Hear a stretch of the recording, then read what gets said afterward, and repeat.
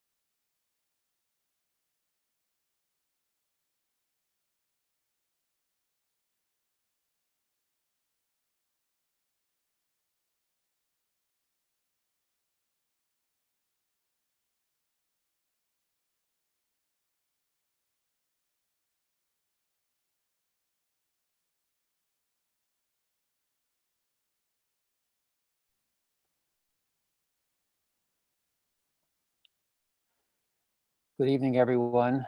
My name is Tom Wilson, and I called the Upper Adams School Board meeting to order. If I could ask you all to recite the Pledge of Allegiance and remain standing for a moment of silence. I pledge allegiance to the flag of the United States of America and to the republic for which it stands, one nation, under God, indivisible, with liberty and justice for all.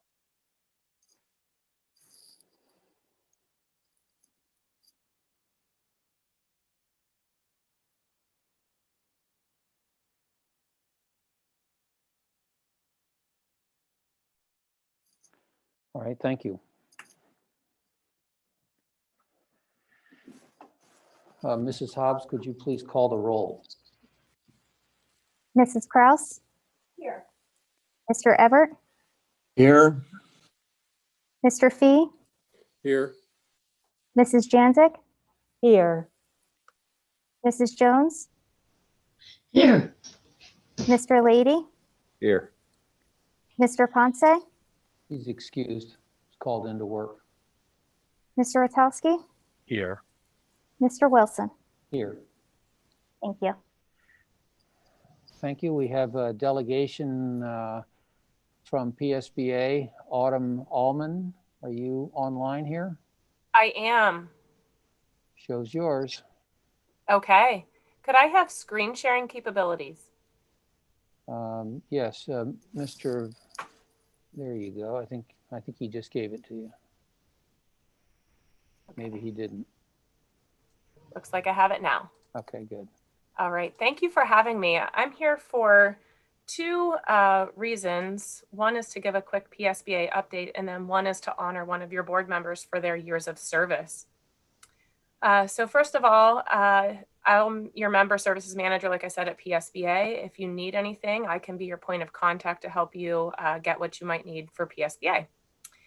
So PSBA just recently relaunched our Success Starts Here website. And this is sort of a one-stop shop for your community to be able to check out Upper Adams School District's stats. You know, it gives a lot of statistics based off of how many administrators, how many students, exam scores, but it also lists board leadership as well.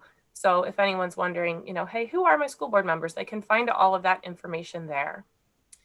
One thing that PSBA is asking all of our member districts to do is to take a look at our principles for governance and leadership. And they're on the screen here, and I'm sure it's very small for you to read, and I can send it in a follow-up communication. But these essentially are what a school board member's role is in the community, and these just guide you in your work as a board leader. PSBA has also been putting together an HR services program. We have some different things available for school districts if you're interested in more information. I'm not going to go through a lot of information. I know you have a lot to go over, but these are some of the things that we can offer for you. One other thing that we have recently revamped is our board self-assessment. And research supports that when the entire team of 10, the 9 elected board members and the superintendent, work better together, there's a direct correlation on student achievement. So the board self-assessment actually utilizes the principles for governance and leadership, and board members do just what it says, take a self-assessment, and all that information is compiled, and I can put together a nice report and come out and present to you, if you're interested, the results of that assessment. The required school director training, I believe there are just 2 board members that have to complete this yet. And again, I know that you got lots of communications from us whenever this first rolled out last November and December. So anyone who was appointed, elected, or re-elected on or after July 1st, 2018 is required to take this school director training. Now, I know you have one brand new board member, so you would have a year from the date of that appointment in order to complete the required school director training. And that is available for free on our website at mypsba.org.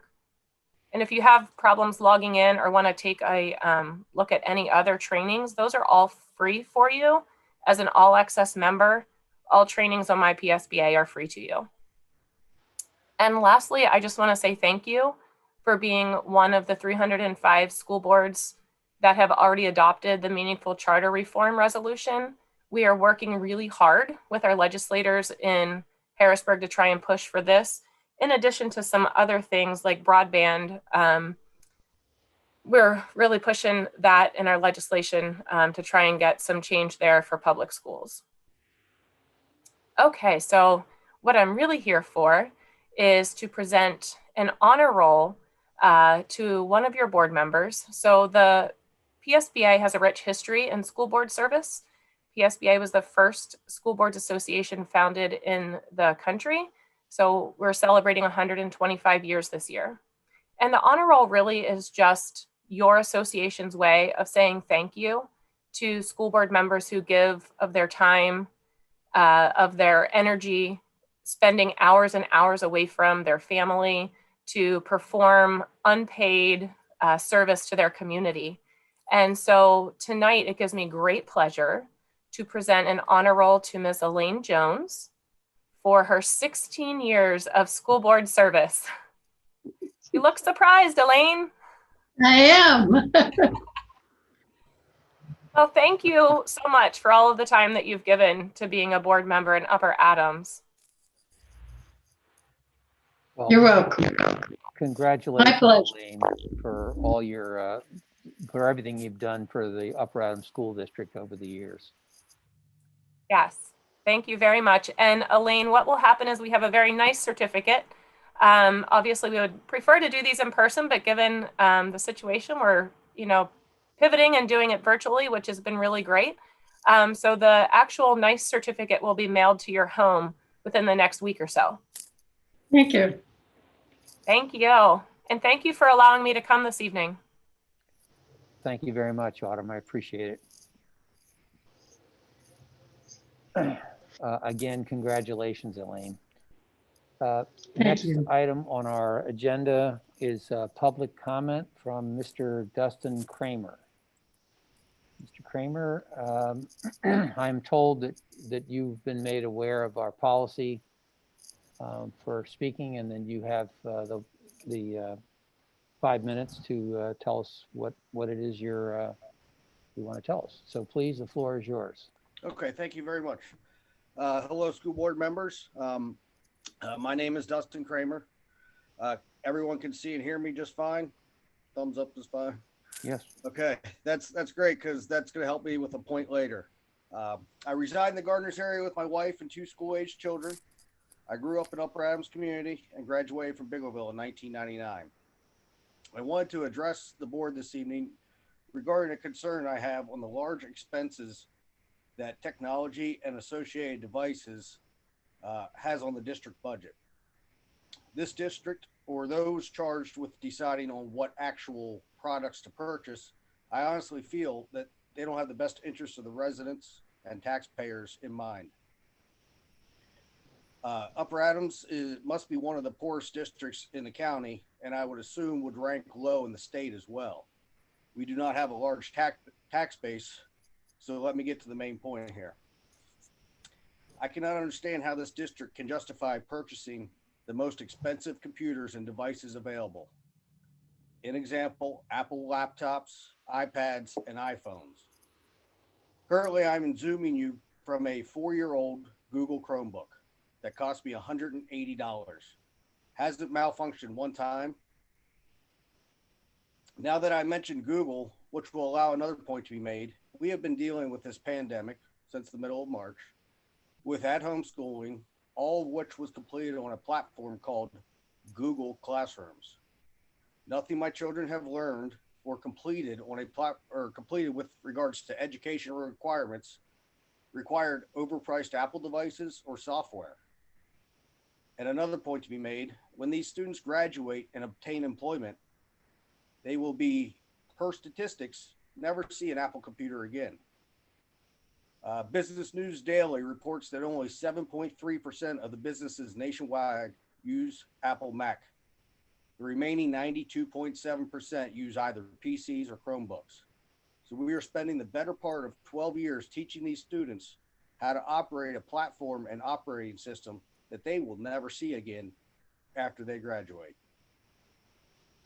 Can anyone here actually justify to me why this district feels that Apple is the way to go when it comes to technology within the walls? I'm respectfully requesting that the school board investigate the use of Apple products versus something that is much more affordable and economical for the district that you serve. And I would hope that somebody in the future would be able to get back to with me an answer on that, as well as the rest of the taxpayers that pay the bill for these products. And that's all I have for you. I appreciate your time and attention. All right. Well, thank you very much for your comments, and we will take them under consideration. Thank you again.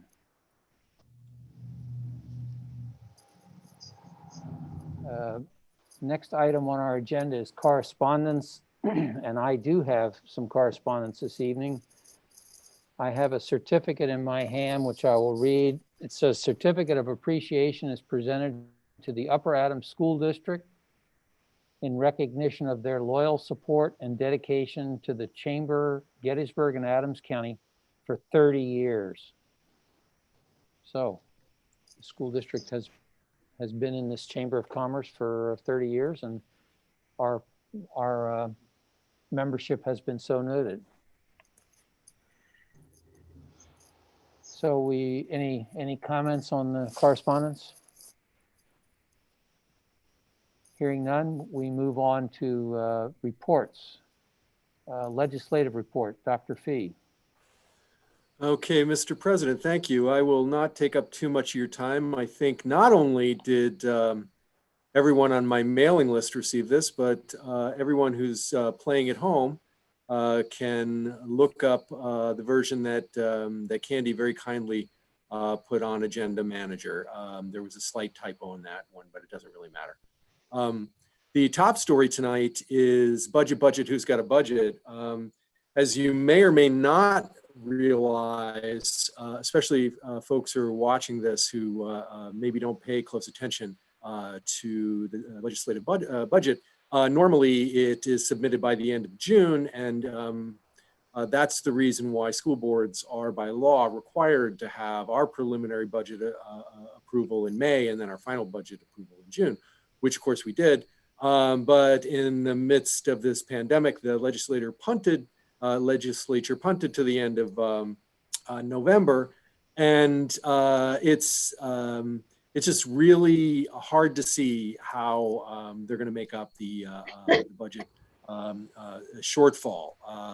So I have some references in the report for you and some specifics, but the short answer there would be that the things just don't look good, and it's just not clear how the budget is going to be made up. And of course, everything that happens in Harrisburg has an impact on local districts. But having said that, I will let you know if I find out any more. Then several of the items that I included in my report, I included under the heading of COVID Corner. There are lots of things going on. Obviously, this has a direct impact on instruction, and I know a lot of people are concerned about that, as am I. It has a direct impact upon athletics and upon the ability of people to attend athletic events. So I just tried to foreground a few of the items that might have the most impact on school districts directly.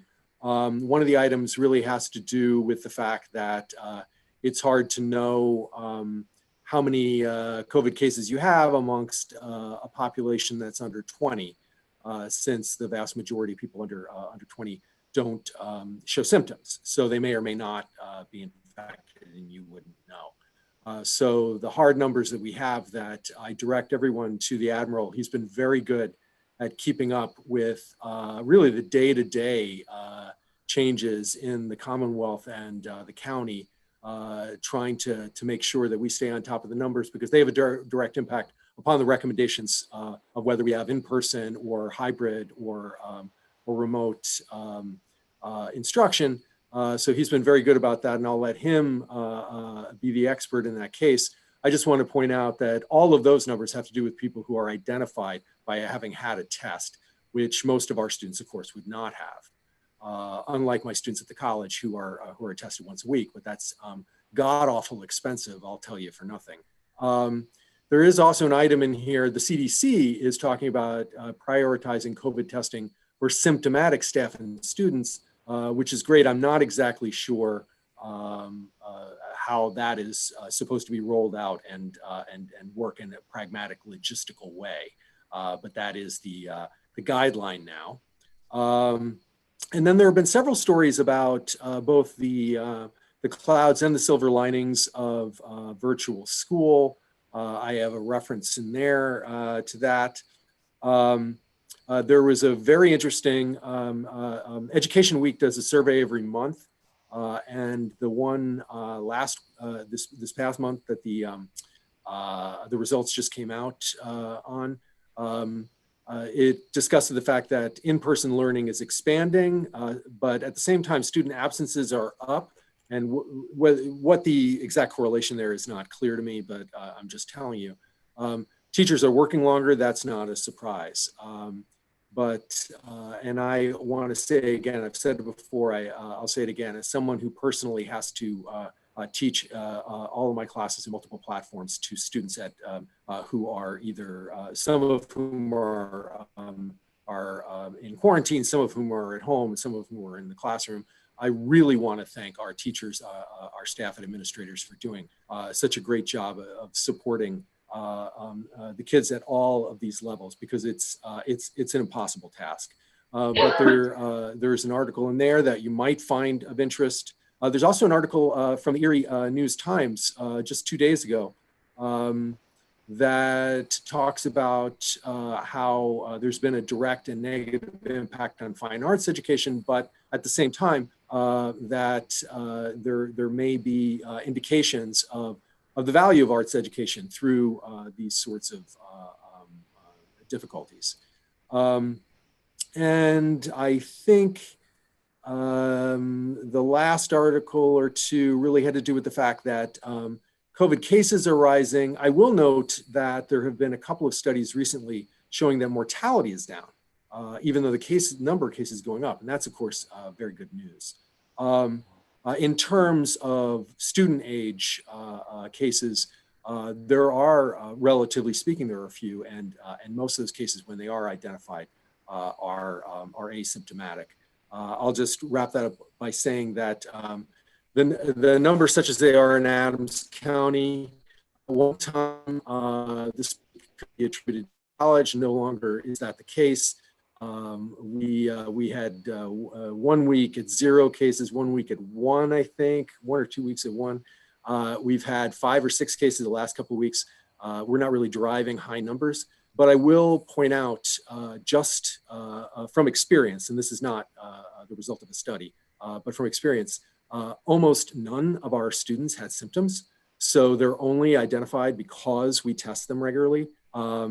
And so it is important to keep in mind that, especially as students go home from our college to their homes, if they happen to be here at Thanksgiving, but also the students who will be coming back into this community from if they've gone away to college, keep in mind that it's very easy for people to be asymptomatic. So please be careful. But that, such as it is, Mr. President, is my report. Thank you, Dr. Fee. Any questions or comments for Dr. Fee? I would just like to clarify in the event that it's needed that when the legislature passed the initial budget, it included funding for schools for the entire year. Everything is connected, however, so if there's going to be a problem that affects schools, it will be for the next year's budget, because as Dr. Fee pointed out, if you've got a gap this year, it's undoubtedly going to overlay into next year. Okay, hearing For clarifying that. No further questions, we'll move on to the FRN report. Mrs. Janczyk. Thank you, Mr. President. Good evening. For the National School Board Association report, I just want to review a few of the headlines. Of course, you can read the report for yourself, but good news, the House and the Senate passed a continuing resolution that, in effect, delays any long-term budgetary negotiations that relate to K-12 or including K-12 education until after December 11th. So that's maintaining at least the budgetary items that we need to keep funding coming. Also, Secretary DeVoe has been holding up advocacy for equitable standards for CARES funding related to not only public school education, but private schools. And although this is rather controversial, and there's a lot in the public school community that didn't want to see any of the CARES money go to private schools, or maybe not as much. in any event, it did go to court, and the court ruled in favor of not having any of the CARES money go to private schools. And she is not going to appeal that decision. There are various other items here regarding grants that may or may not apply to us. I just wanted to list them in case Mr. Albin and Dr. Corwell had not heard of them. And then the last thing down at the bottom, it kind of is a follow-up from what Dr. Fee was reporting on the CDC. Interestingly, it really doesn't have, it isn't advocating that there is any testing done for those who don't agree to do it, obviously. And I just want to read the quote. It is unethical and illegal to test someone who does not want to be tested, including students whose parents or guardians do not want them to be tested. So in that big scheme of things, when we're making decisions of how to get kids back into school and even doing 5 days again, how that works when it comes to making decisions about testing. That may not be something that's automatic. Maybe at the college it is, but not advocated here. And that is all I have tonight. Thank you, Mr. Janzik. Any questions or comments for Mr. Janzik?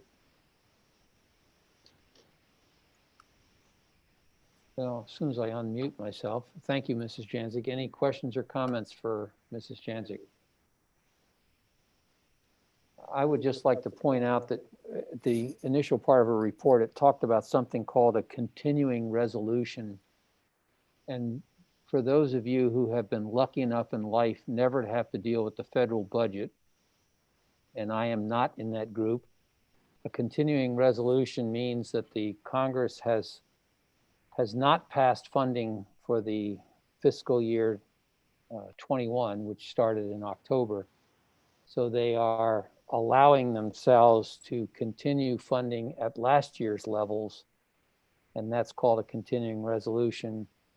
And it's effective until I think the 10th of December, at which point, if history is any predictor, they will then, depending upon the results of the election, issue another one until they figure out what to do next. It's just an administrative tool that's used. Okay, moving on, Dr. Dull, the LIU report. Just a few items to update everyone on. I believe you have the report attached in Agenda Manager. Tim Stanton, the business administrator at the LIU, recently gave an overview of the LIU business plan. There is also a conversation happening about a communication audit for the IU at this point. They would assess the current communication efforts and evaluate their effectiveness. So that is something that I remember Dr. West, the executive director, talking about during a recent conversation that he and I had here at the district.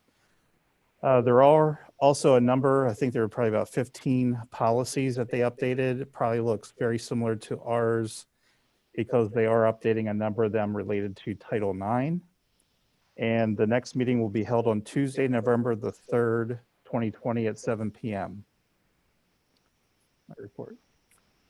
Thank you, Dr. Dull. Any questions or comments for the superintendent? Hearing none, we'll move on to federal programs. Dr. Corwell and Mr. Albin. Good evening. I'm going to just share a little bit about what we did on October 12th with the ESL teachers regarding Title III. One of the main components of Title III funding is that we have to do parent outreach.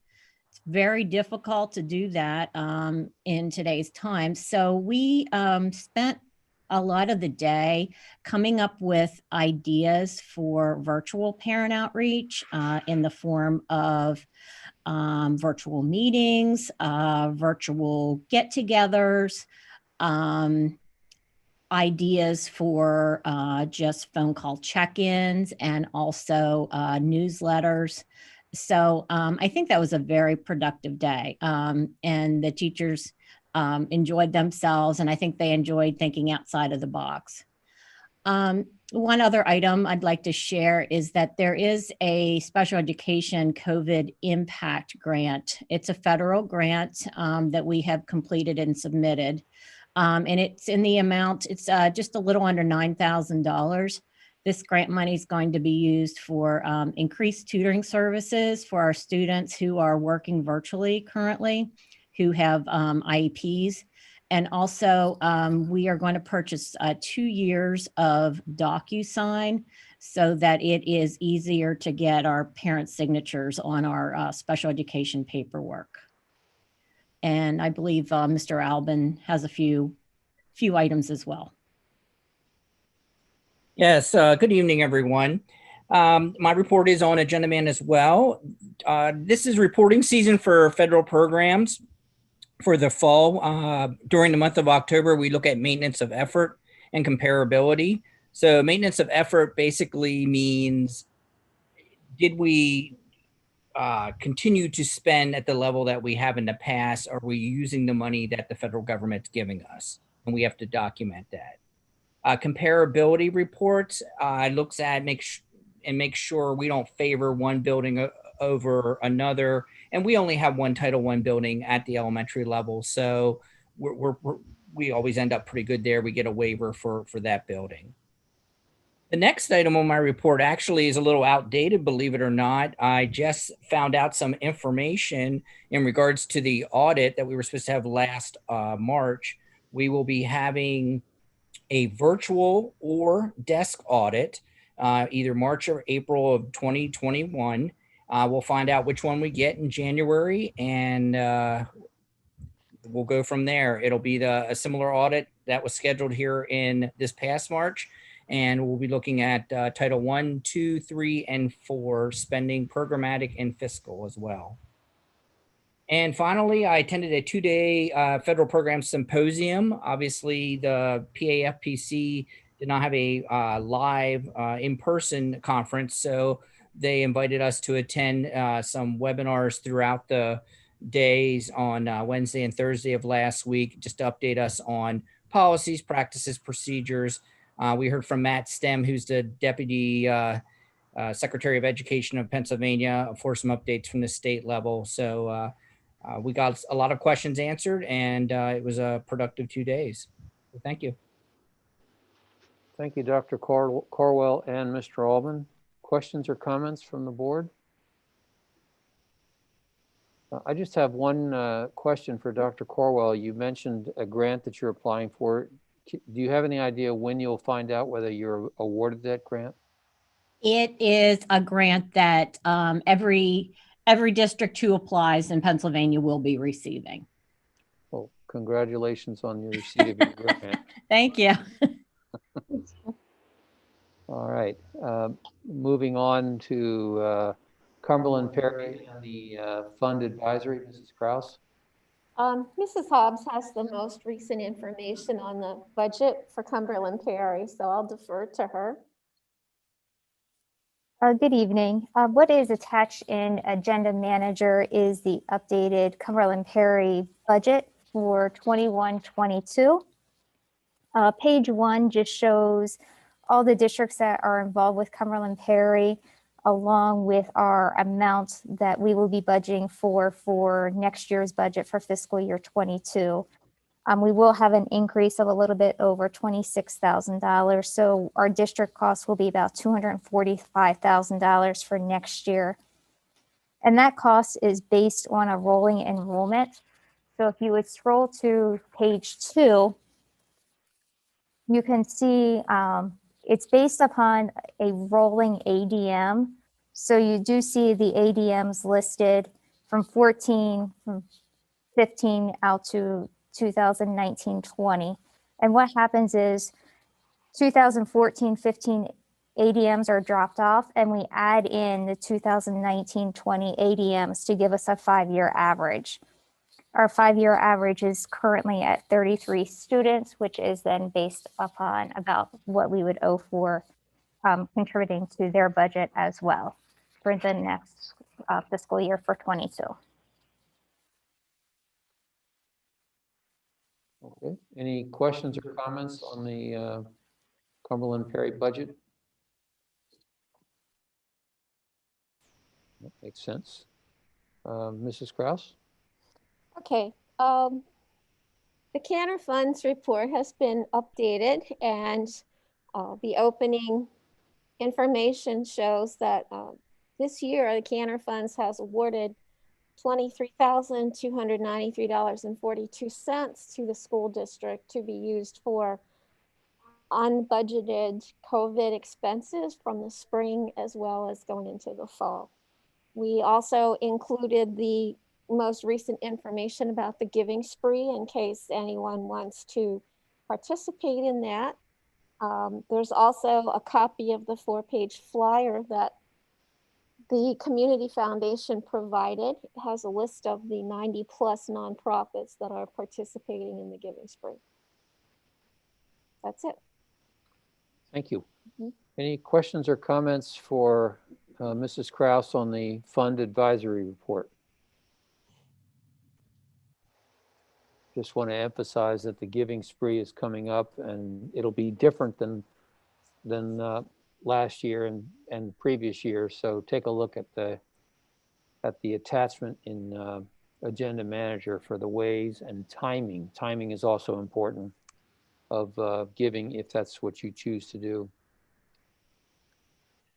All right, we move on to the administrators' reports. And as has become our custom, we're not going to list each one individually, but I would ask if the board has any questions for any administrators based on their reports. Mr. President, I do. First of all, I really want to acknowledge that every one of the administrators and the teachers are doing such a phenomenal job and in extenuating circumstances. And I want to commend Mr. Kerstetter for his one line in his report that our data is showing us that student learning definitely suffered from the lack of in-person learning last spring. I did note that no other administrator really kind of went there, which is a tough scenario, tough admission. And again, it's not, I don't believe anybody's fault per se. It's just that we are in one of those really difficult situations with COVID, as so many other districts are. But I'm just curious, and maybe Mr. Albin can answer the question, how are we doing? You know, I don't know if first quarter reports have come back, and maybe you don't have anything to prepare to say, but is that kind of speaking for the rest of the district now that we're a quarter into the school year? Yes, good evening, Mrs. Janzik. And the principals and I have chatted about this off and on, and we're not at the end of the first marking period yet, so it is a little difficult to give you a complete accurate data in regards to how students are doing as far as grade-wise and so forth. Mm-hmm. But as you might imagine, the transition back to the school year is always challenging for students, you know, being out for the summer, and this year they were out for 6 months. Mm-hmm. So it has been a challenge for them. Some students are behind, you know, but we do have things in place. So for like our secondary students, we provide additional supports, whereas on even remote days, if we notice students are having trouble, we might identify certain ones to come back in even on their days that they're remote, or perhaps bring them in on Fridays for some additional work and remediation. I know the middle school during can intervention time, they provide opportunities for makeup work and remediation for some of the kids. Elementaries definitely are using their reading specialists, instructional support teachers, school counselors as much as possible, because that social emotional component is essential. Once they have to have that in place as well if they're going to have academic success. Right. In regards to that. So, and as you would expect, especially at the elementary level, there's some gaps in learning because they were out for 6 months. Math and reading are the heavy hitters down at that level. But we expect to see those gaps closing rapidly. And by mid-year, when we do our mid-year benchmarks, we're very optimistic that a lot of those gaps will have started to close or have closed for us for a large part of the students. We encourage our staff to continue to be flexible with deadlines, work with students on an individual basis as needs to, if they're having challenges with their current learning style. But it seemed the consensus after talking with the principals that by and large, they've adjusted pretty well. The students with the learning concerns that we normally have still are there and are the most challenged now because of the unstructuredness and just especially if they're in a remote setting and here at school. But we're making it work. We're working with the parents, the families, the students. Teachers are aware of these complications. They work hard to support the students so they can be set up for success. So it's not the best situation. No one will tell you that. We're trying to make the best out of a bad situation, I guess is the best way to put it. Right. That's awesome. Well, I appreciate so much your supervision. I'm just wondering if the first quarter reports are made available to us. First quarter marking periods. Is that something that is traditionally shared with the board or even upon request?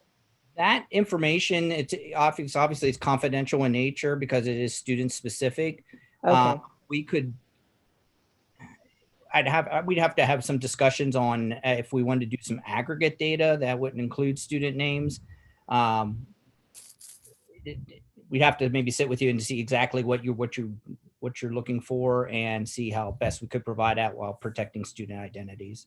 Oh, Well, sure. I too would be interested to know, not on a student by student basis, but sort of a report card on our instruction model as to how we're doing. Sure. Yeah, we can definitely talk about that. Okay, thank you. Nice comment, Mrs. Janzik. That's an important issue. Any Can I other ask a comments? question? Yes, ma'am, please do.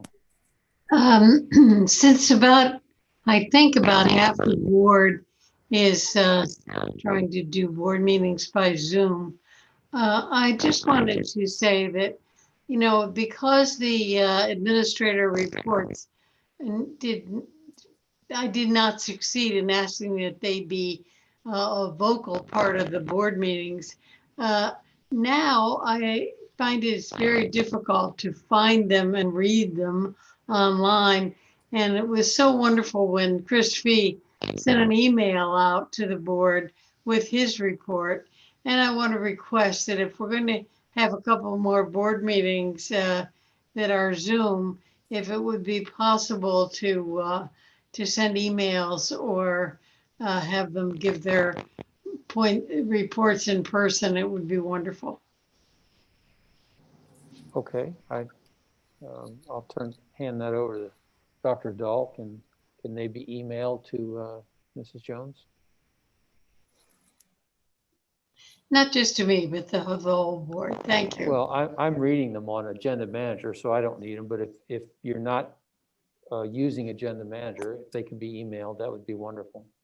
Yeah, we usually place all of them on Agenda Manager for everyone, but if we're looking to send these out, I may ask for Mrs. Bretzman's help to, as they come to her, we'll create an email and send it out to the board.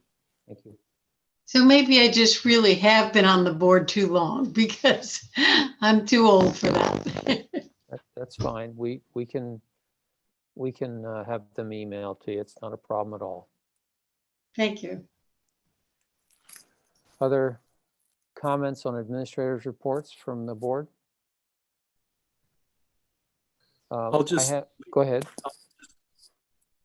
I was just going to leap to Mrs. Jones' defense and say, I've been on the board long enough, and I'm sure that Ron can echo this as well, that it took a lot of time but it actually was kind of a joy because the administrators would kind of trot out the best things that they could tell us, and it was kind of a highlight of the meeting. And so many of these meetings were like trying to make our least worst decision, and we're always crushed by financial numbers. Now there's COVID, and so I'll just say to back Elaine up that it's my memory that those reports were kind of a high point of many of the meetings. I'm sorry I interrupted you. No, Thank that's you. fine. It just makes the whole education real for those of us who are not on site. Thank you. Well, let's do this. Dr. Dull and I have talked about this before. Dr. Dull, would you please, not tonight, but let us know at the next meeting the pros and cons for having the administrators make these reports during the meeting, and we can then decide as a board whether we want to continue with what we're doing now or revert to what we did in the past.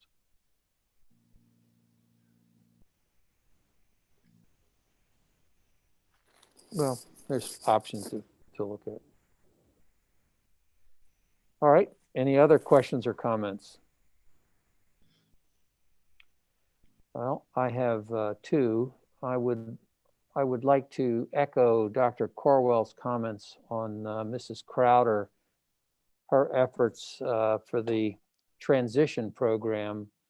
For those of you that aren't familiar, this is a program that Dee Crowder put together from whole cloth to take our special needs students and transition them to the workforce. And this was done principally through Gettysburg College. And of course, that kind of dried up with the COVID-19 thing. And apparently what she has done is come up with a plan B that I don't really want to get into all the details, but it basically is working with Chartwells and the athletic department here. The bottom line is Mrs. Crowder has these charges of hers, and she's not letting roadblocks get put up in front of her. So well done to her. The second comment I have is related to Mrs. Hobbs' report. And her report deals with the bills owed to us by students from the cafeteria. And if I've done my arithmetic correctly, I think we have about 45% of our students are free and reduced lunch. Is that a reasonable estimate? Yes. So 55% of our students are non-free and reduced. And those 55% owes 73% of the total funds that the district is currently out. So if I've done my arithmetic correctly, the people who should be able to pay are taking the lion's share of not paying. I don't want to discuss that any further. It's just an observation based on simple arithmetic. Any other comments for the administrators? All right, we move on to the superintendent's report. Dr. Dull. Thank you. I did attach the report, or Mrs. Bretzman helped me to attach the report. There are a couple areas that are continually repeated themes. I do want to start with the Upper Adams Intermediate School. We are looking at finalizing punch lists at this point. Whether they be in the building or outside the building, those punch lists are being worked on as we speak. And I'm happy to report that the Full Street, Conewago Street intersection project was completed and paved. I know the Arnstville Borough Manager Ron Cooper was helpful during that process, and there was a group of people that were there just to make sure that decisions could be made on the spot so that that could happen smoothly and quickly once all the materials were there. We will continue to update you as we get close to completing the project as far as all the punch lists and things that need to be completed. I'm happy to report that we are at full capacity at our pre-K counts program. And on a different topic, years ago, we had done a district newsletter, but had stopped doing that due to costs. We are looking at starting that again. Mrs. Bretzman was very helpful in helping us to pull that together. We did submit that and it's posted on our district webpage under quick links. And it outlines a number of different things that either were provided to the public as a result of the graduation and the school year celebrations for faculty and staff and administrators. There are a number of items that are listed on that particular communication. We are looking to do a possible winter and spring as well, so we will continue to keep the district informed. Hopping back up to the top, the pandemic planning, we continue to work the best that we can with social distancing at our elementary and intermediate school. As you remember, all of our students in K through 6 are back every single day, and that continues to work fairly well. It's not the same as a regular school year because there are a lot of factors that are in place to make sure that it happens successfully, and we are dealing with situations as they arise. At the high school and middle school, we continue to work on an A-Day, B-Day schedule at this time, and we continue to monitor all the data either from the state and or the county level. I do want to make note that we do want to begin the planning process for a return to our middle school and high school and slowly starting to integrate back students. We don't know when we will be able to fully do this, but we do want to begin that process of working through all the logistics for a return for our middle school and high school students. And it could be a staging process for a return. We would need to look at preparation, how do we socially distance, possible scheduling concerns or conflicts with how do we feed students while social distancing within a cafeteria setting, how do we exchange classes to minimize some of the social distancing concerns that might be in place, and do we need to relocate certain classrooms and things of that nature throughout the building. But we have started administratively to talk initially during our administrative meeting this past week. We're looking to schedule some meetings in the future and begin to pull together a plan and a timeline for a possible return. While thinking about that, we would want to think about when would there be natural breaks. So it may be something like looking at, possible return in January during the beginning of a spring semester. Something that may help us with is taking a look at, while we're planning to also get through some of the flu and cold season to see what kind of impacts that is having. So again, I haven't made any promises with how it would look, but we do want to begin to plan knowing that at some point we do need to come back in our school buildings with everyone coming back. How do we transition that? We still want to work together with our teachers, administrators, and our community to try to bring students back in a safe fashion. But again, we're just at the initial stages of that. That is my report. Thank you, Dr. Dahl. Questions or comments from the board? Dr. Dahl, I just have a comment with your last paragraph. I mean, the first paragraph, but the last comment, and just so encouraged that there is beginning discussions about coming back, all person for intermediate as well as the middle school, as well as the high school.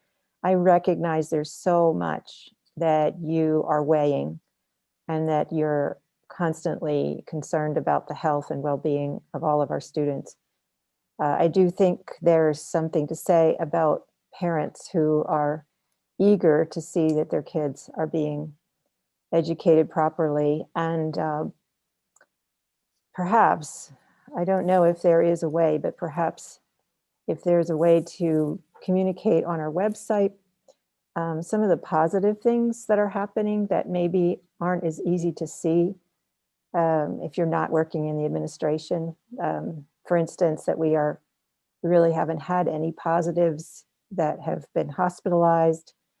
There isn't any positives that have been infected others in the school community, et cetera. Just things that would encourage people to say, there's actually some good news on the flip side of all this really hard stuff. That by no means we want to give false hope that unwise decisions could be made about bringing everybody back prematurely, but in some way or another that our parents who are very concerned would know that there's some positive things that do come out of all of this. Thank you. Okay, thank you. Anything else? I do just want to go on record again, our teachers, and Dr. Fee has mentioned this as well. I know having walked around to see the teachers during our most recent in-service day, I know a number of them are working very hard to try to figure out, some of them are working with new devices, trying to figure out how to provide instruction if we did have to close, or quarantine a certain group of students to go into a remote learning situation.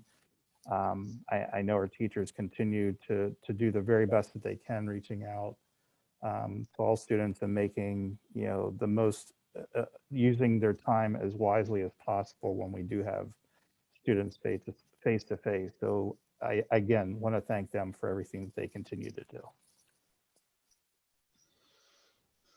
I have a comment on a different topic. You, in your report about the intermediate school, you said the catch basin between the traffic signs in the Upper Adams Intermediate School parking lot along Queen Street is the next area to be addressed. What's going on there? There is a catch basin that is located between two of the signs at the entrance to the back of the school off of Queen Street. And that area was originally fully paved the whole way around the catch basin.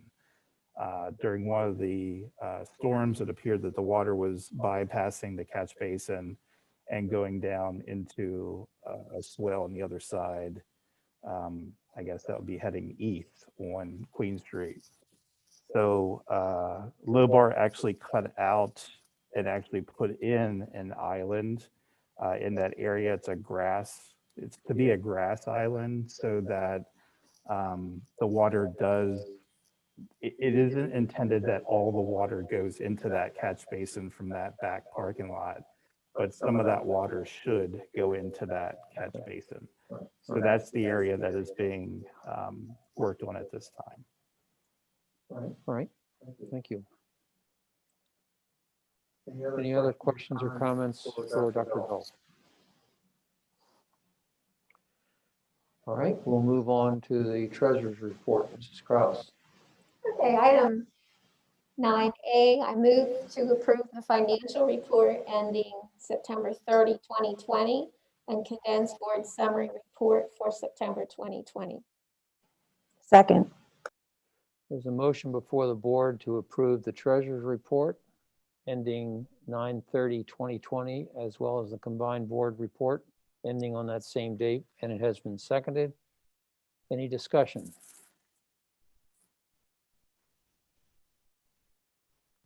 Hearing none, could we have a roll call, please? Mr. Ebert, Yes. Mr. Rotowski, Yes. Mr. Fee, Aye.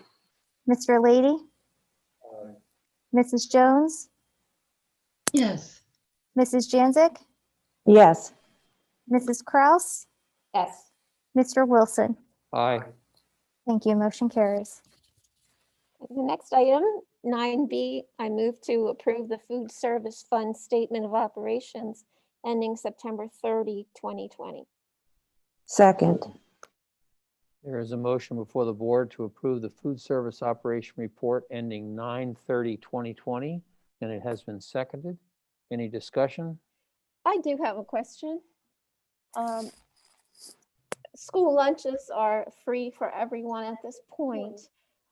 Is that the basic serving? If students choose to go back and want to purchase a la carte items, does that go against their student accounts? Yes, they do need to purchase those separately. So So that- then, in some cases, students are still needing to contribute money to their student accounts to keep them current. Correct. And if they are currently in the negative, they cannot purchase a la carte or extra items. Okay, thank you. Any further questions or comments? Hearing none, roll call, please. Mr. Lady, Aye. Mrs. Janzik, Yes. Mr. Everett, Yes. Mrs. Kraus, Yes. Mr. Fee, Aye. Mrs. Jones, Yes. Mr. Rotowski, Yes. Mr. Wilson. Aye. Thank you. Motion carries. Okay, moving on, move to approve items 9C, D, and E, Student Activity Fund ending September 30, 2020, Biglerville High School Principal's Account ending September 30, 2020, and the Biglerville High School Tech Agency Account ending 9/30/2020. Second. There's a motion before the board to approve the three reports ending 9/30/2020 listed in your agenda as items 9C, D, and E, and they have been approved, seconded. Is there any discussion?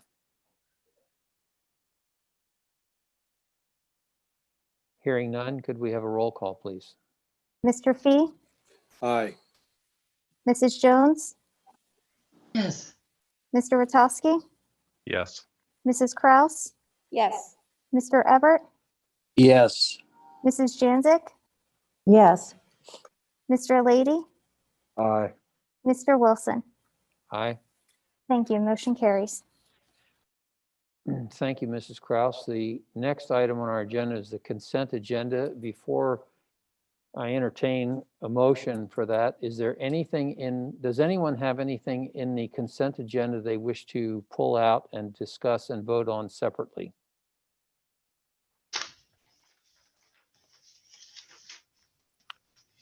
Hearing no discussion, do I hear a motion to approve the consent agenda as written? So moved. Second.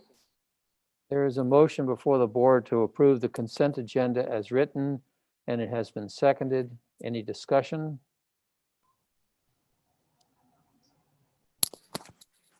Hearing none, and there is some contract information in the consent agenda, so we will need a roll call, please. Mrs. Jones, Yes. Mr. Rotowski, Yes. Mrs. Kraus, Yes. Mr. Fee, Aye. Mr. Lady, Aye. Mr. Everett, Yes. Mrs. Janzik, Yes. Mr. Wilson. Aye. Thank you. Motion carries. Thank you. Moving on to committee reports. The first report is finance. Mrs. Kraus. Okay, I move to approve item 1, to accept a Donors Choose grant for creating an AP art portfolio during COVID for Lisa Harmon, art teacher at Biglerville High School, for the purchase of AP art supplies with a value of $384. Second. There's a motion before the board to accept the donors grant listed in your agenda, item 11A1, and it has been seconded. Is there any discussion?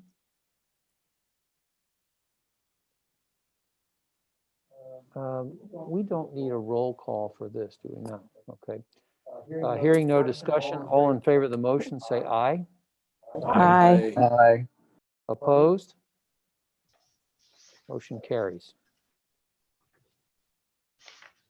Moving on, item 2, recommend approval to accept the donations of masks, face shields, and hand sanitizer from the Lincoln Intermediate Unit 12 and also Highmark Blue Bear Protection. Second.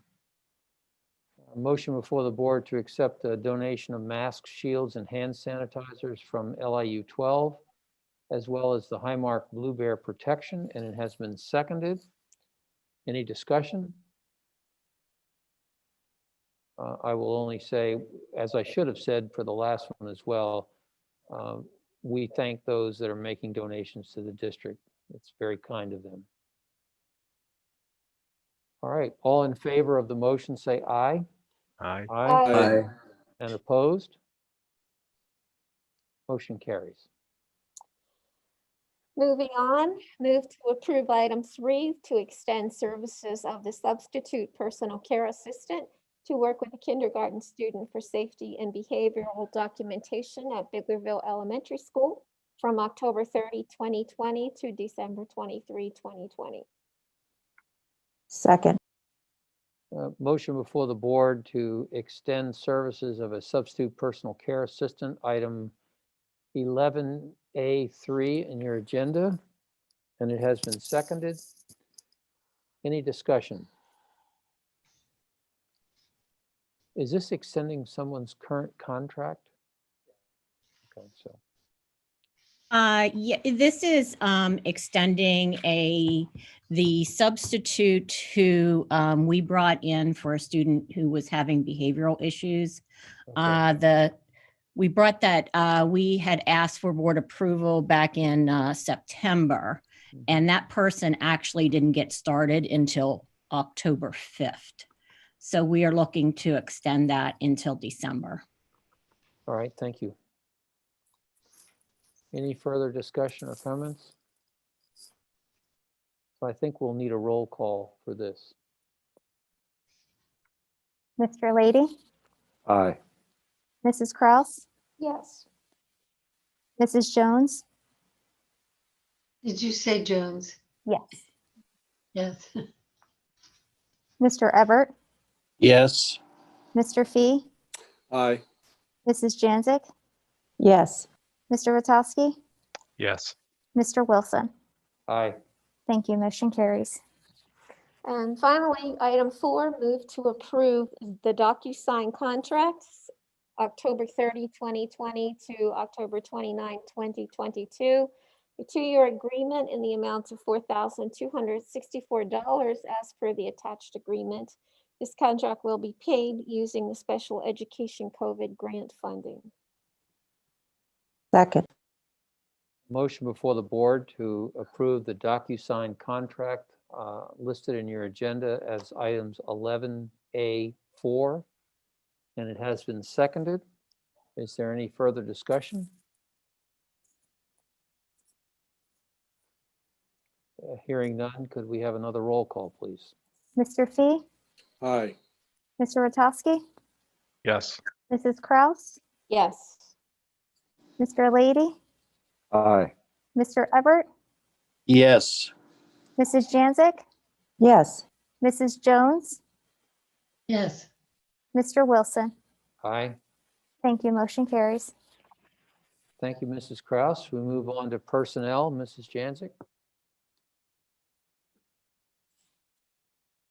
Thank you. Under item B.A, recommend approval to hire Sierra Boner, learning support teacher, Upper Adams Middle School, instructional 1, step 1, $48,885 prorated, replacing Nicole Kraus effective 10/16/2020. Somebody second it? Is there a second? Second. Thank you. There is a motion before the board to recommend approval to hire Sierra Bonner. Item 11B2A in your agenda, and it has been seconded. Any discussion? We will need a roll call for that, please. Mrs. Kraus, Yes. Mr. Rotowski, Yes. Mr. Lady, Aye. Mr. Ebert, Yes. Mr. Fee, Aye. Mrs. Jones, Yes. Mrs. Janzik, Yes. Mr. Wilson. Aye. Thank you. Motion carries. Okay, item B, 4A, recommend approval of the following 2020-2021 supplemental contracts. Natasha Bonner, informal mentor for Sierra Bonner, $100, 50%. And Jessica Jones, informal mentor for Sierra Bonner, $100 at 50%. Second. Second. Is a motion before the board to recommend approval of supplemental contracts listed in your agenda as item 11B 4A 1 and 2, and it has been seconded. Is there any discussion? Hearing none, could we have a roll call, please? Mrs. Jones, Yes. Mr. Rotowski, Yes. Mr. Ebert, Yes. Mr. Lady, Aye. Mrs. Kraus, Yes. Mrs. Janzik, Yes. Mr. Fee, Aye. Mr. Wilson. Aye. Thank you. Motion carries. Okay, item B, 5A, recommend approval to add the following individuals to the volunteer listing: Tina Sloniker and Georgianne Dettenburn. Second. There's a motion before the board to add recommend approval for volunteer listing additions, item 11B 5A 1 and 2 in your agendas. It's been seconded. Any discussion? All in favor of the motion say aye. Aye. Aye. Opposed? Motion carries. Okay, item B, 5B, recommend approval to add the following individuals to the ESS Northeast teacher and support staff substitute listing. And we have under 1A, John Campbell, retroactive to 10/13/2020. And B, Teresa Vina, guest teacher, retroactive to 10/15/2020. If you would like, you could add the Okay, and then support services. additionally, item 5C,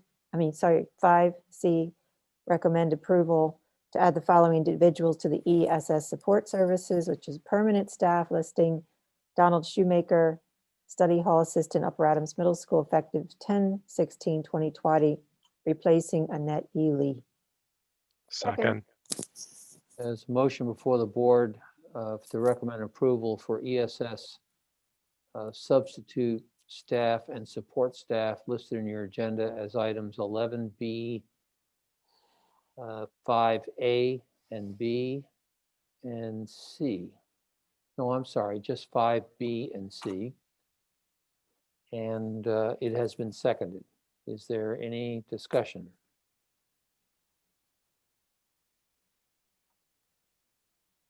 All in favor of the motion say aye. Aye. Aye. Opposed?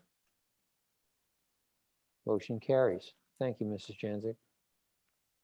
Excuse me, we may need, because of the study hall assistant costing money, we may need a roll call vote on that. I thought it was a volunteer list, but if, It is a paid position. oh, I'm sorry. Yes, we I won't- didn't catch that. Thank you, I Mr. didn't catch Everett. it either. Thank you, Mr. Everett. For that last motion, we will need a roll call, please. Mr. Fee, Aye. Mr. Everett, Yes. Mrs. Jones, Yes. Mr. Rotowski, Yes. Mr. Lady, Aye. Mrs. Janzik, Yes. Mrs. Kraus, Yes. Mr. Wilson. Aye. Thank you. Motion carries. Okay. Thank you again, Mr. Everett, keeping us out of trouble. And that concludes personnel. Thank you, Mrs. Janzik. We'll go on to property. Mr. Lady. Yes, recommend approval for bill number 8 to the Lawrenceville Borough which is for services provided by KPI Engineering for the dates of August 24th through September 27th, 2020, in the amount of $2,269. Second.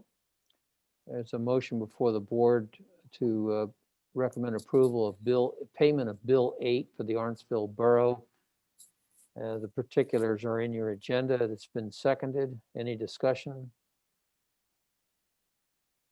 Just one question. This appears to be related to the Fall Street issue.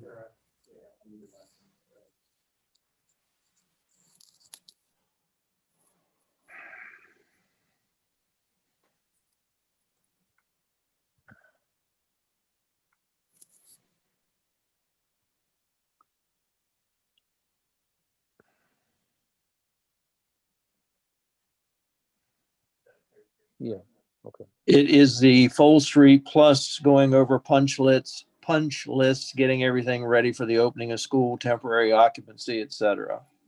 Okay, There's a number of things in there. all right, The manhole, right, the last all document. right. Any further discussion? All right, could we have a roll call, please? Mr. Rotowski, Yes. Mrs. Kraus, Yes. Mr. Fee, Aye. Mrs. Jones, Yes. Mr. Ebert, Yes. Mrs. Janzik, Yes. Mr. Lady, Aye. Mr. Wilson. Aye. Thank you. Motion carries. Thank you, Mr. Lady. Mr. Rotowski, would you mind stepping in for Mr. Ponce this evening on transportation? Gladly. I'd like to recommend the approval of the following individuals from the Jacoby Transportation Drivers List, items 11D1,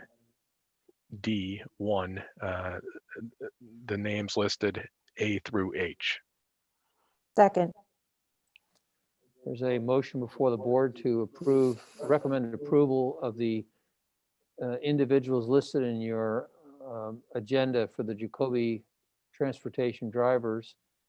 It's item 11D1A through H, and it has been seconded. Any discussion?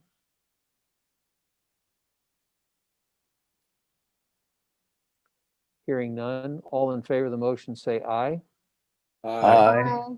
Opposed? Motion carries. Thank you. We move on to curriculum and extracurricular.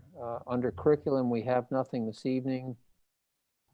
And athletics, again, Mr. Rotowski, could you help us out? Sure. Would like to recommend the approval of the fall 2020 spectator plan revised on October the 7th of 2020 with the implementation date of October 9th, 2020, retroactive, of course, as per the attached document in the agenda manager. Second. There's a motion before the board to approve the revised spectator plan, item 12B1 in your agenda, and it has been seconded. Any discussion?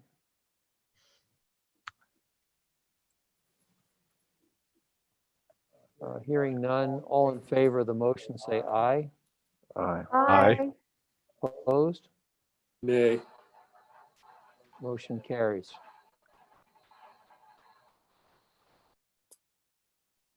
And I would like to recommend the approval of the individuals Cara Blaze Watson and Curtis Rogers as to the 2020-21 coach listing. Second. Motion before the board to recommend approval of coaches, additions to the coaching listing, item 12B2 in your agenda, and it has been seconded. Any discussion? Hearing none, could we have a roll call, please? Mr. Fee, Aye. Mrs. Janzik, Aye. Mr. Rotowski, Aye. Mrs. Jones, Yes. Mr. Lady, Aye. Mrs. Kraus, Yes. Mr. Ebert, Yes. Mr. Wilson. Aye. Thank you. Motion carries. Thank you, Mr. Rutowski.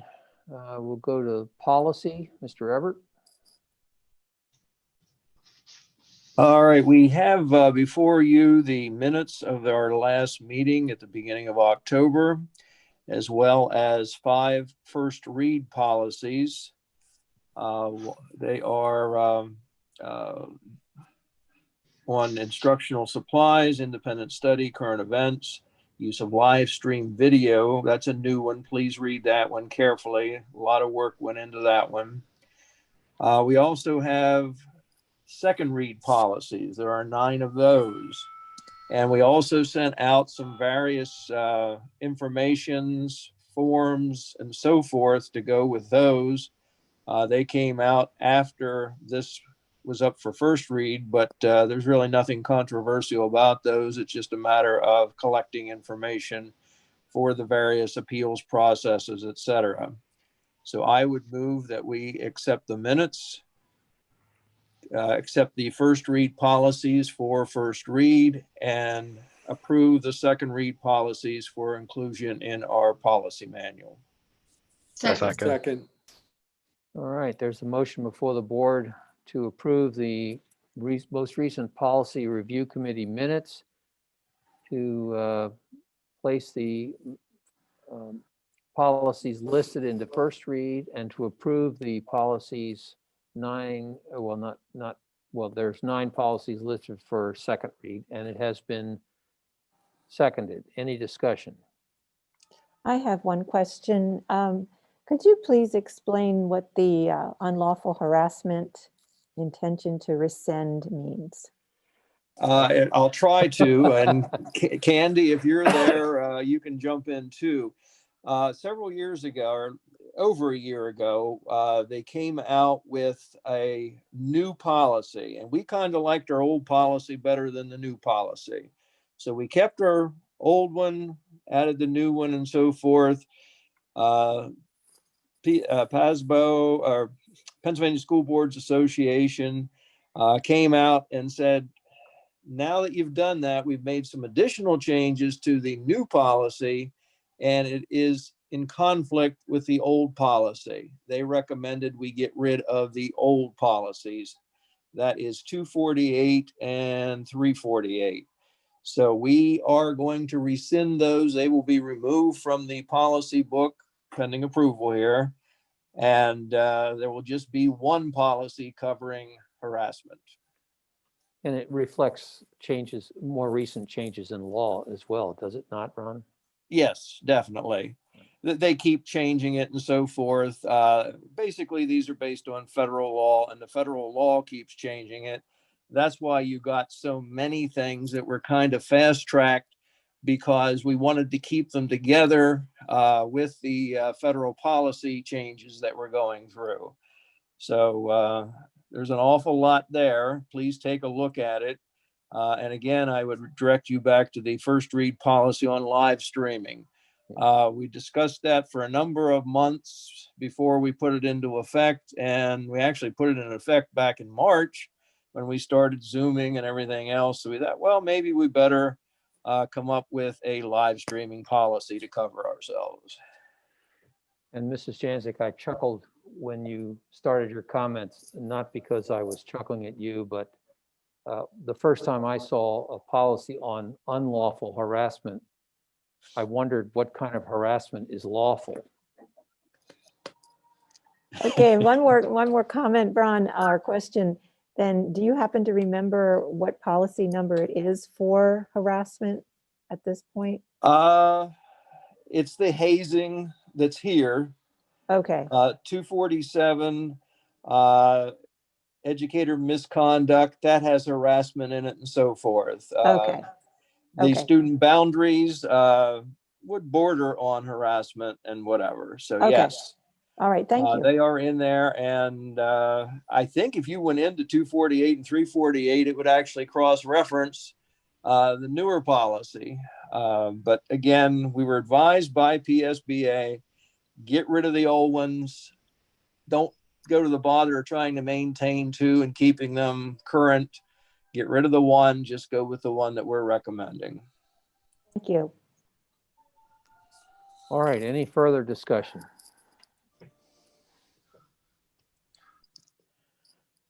Hearing none, could we have a roll call, please?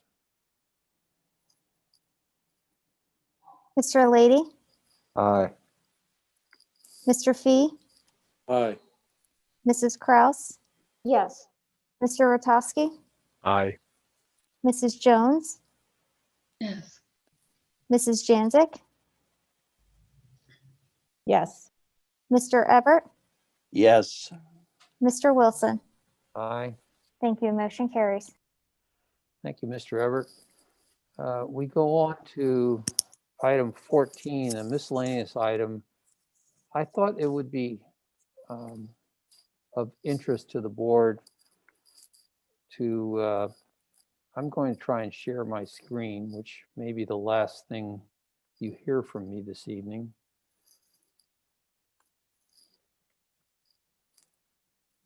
You should be seeing an instructional models slide. Am I sharing? So this is, excuse me, I thought this would be of some interest to the board and to everyone else that's seeing this. This is the guidance that we received from the Department of Education as to what type of model to use for instructions. And I'm not going to read it to you, but you can see it there. So, but it's all based on data provided by the Department of Health. And keep in mind that the population in the schools is not just children, it's the staff at all levels, from the administrators down to everybody that's in the building. So we have to keep all of that in mind.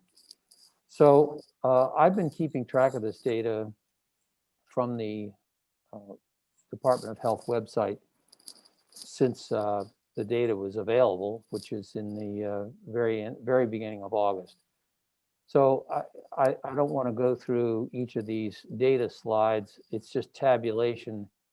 But what I've done is I have kept track of the surrounding counties for Adams County. So there's Adams, York, Cumberland, and Franklin. And this is the probably more useful. You can see that the COVID-19 incident rate, which is a number of additional cases in the previous 7 days. So it's the cumulative for 7 days. And if it's between 10 and 100, that defines a moderate community spread. And you can see that that all the counties as well as the state have been in that branch there. The other part of it that determines community spread is the positivity rate. And you can see that the limit is 5%, and generally speaking, we're all under the 5%. But it's only an and function if everything is within the lower limits, and otherwise it's an or function. So that's been driving the instructional model. There are many, many ways to look at this kind of thing, and we can't just determine an instruction model based on data alone. We have to see what's best for the community, what's best for the children, what's best for the staff inside the building. And all of that is what goes into the thinking and the decision making on the part of the administration. But I just wanted everyone to know that because I'm interested in this kind of stuff, I have kept track of this data, so it shouldn't be a surprise to anyone where we're at. Are there any questions? Mr. President, that would also inform our athletic events and the contests that we play too with York County schools. That's correct.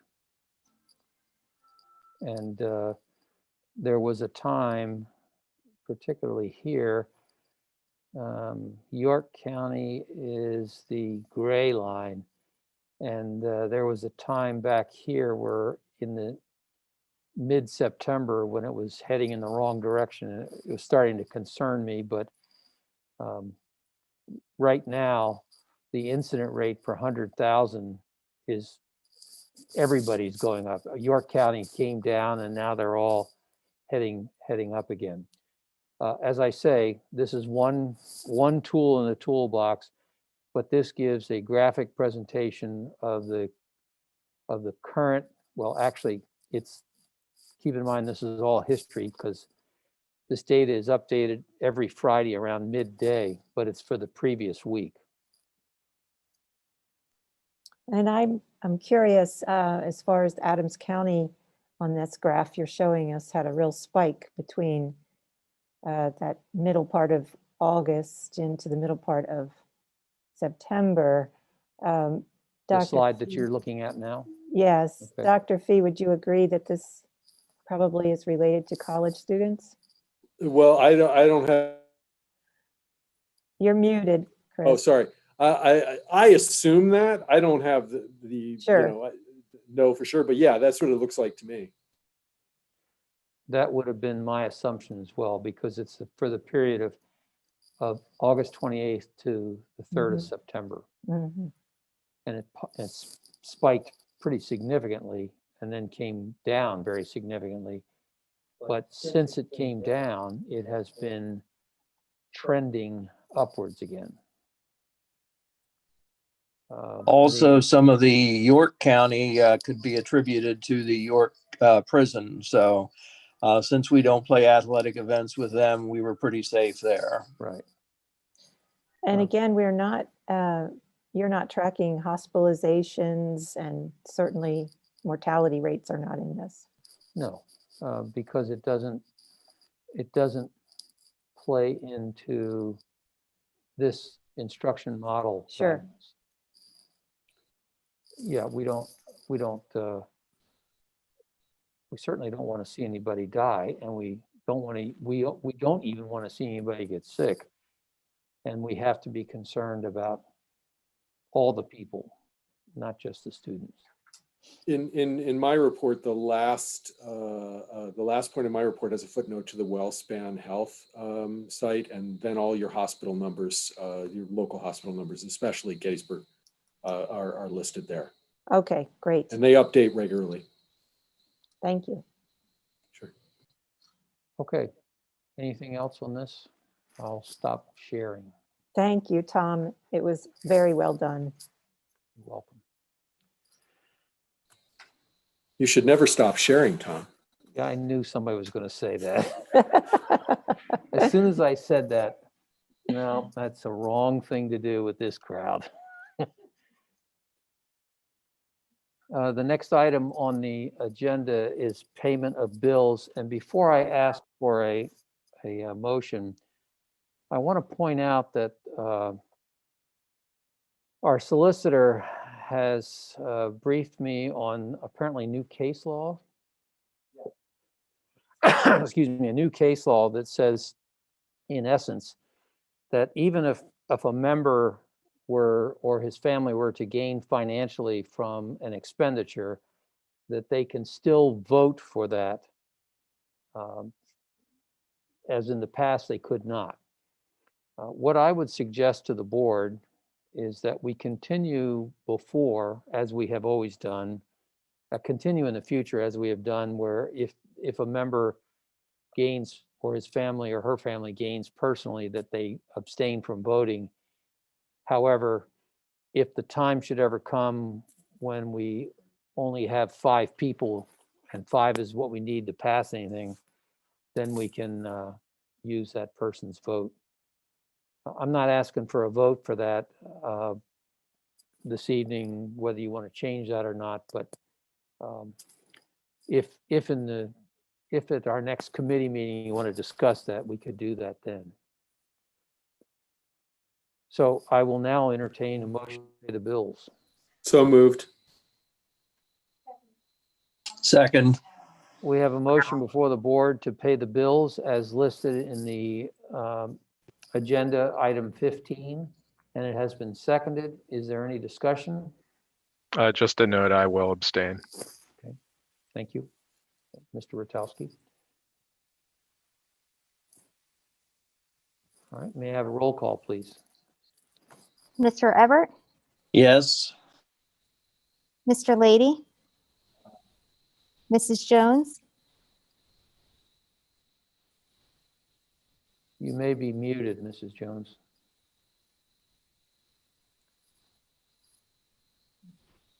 You're muted, Elaine.